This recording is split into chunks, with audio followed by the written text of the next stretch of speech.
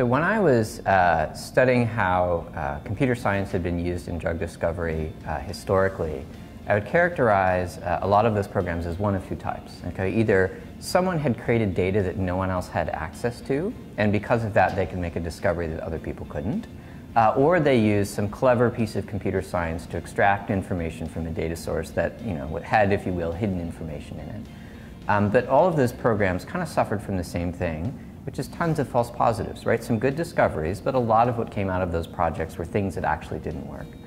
And my thought was, rather than going after single data sources, why not combine multiple data sources from many different disciplines, many different angles, if you will, different lenses, and combine that together to get a better overall view of what's real and what's a false positive. One way to think about it is drug discovery as a whole, historically, has been led by biologists, okay? And when you take a biology-centric view to doing drug discovery, you think about it in the context of going after, if you will, incremental improvements based on that discipline, that branch of science. If you have a computer scientist sort of come to the table and think about solving these problems in a very different way, computer scientists can sort of reimagine whether or not some of those steps are even necessary and possibly replace them, right? And one way to think about this is sort of how the evolution of self-driving cars came about, right? Like, it wasn't, and when you think about passenger safety from the automotive industry perspective, they invent things like seatbelts and airbags and that sort of thing, anti-lock brakes. But when a computer scientist starts thinking about passenger safety, they think, let's get rid of the driver, right, and actually create an autonomous vehicle.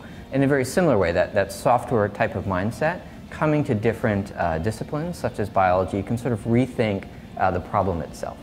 So for us, what AI-driven means is that we leverage our technology internally to very quickly and accurately discover new treatments that we can then very quickly move into animal studies to validate. From there, we then partner our programs with pharmaceutical companies.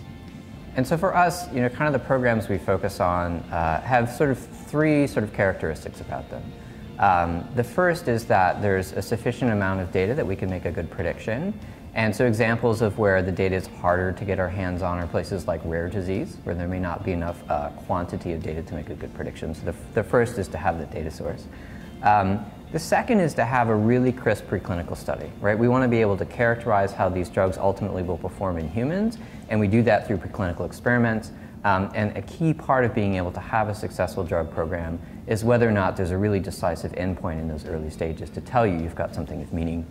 And then the third is really market sort of acceptance, if you will, right? If there's a pharmaceutical company or a later stage partner who's putting resources and assets behind developing that program, that gives us a good hint that we're onto something that we can actually commercialize and move forward.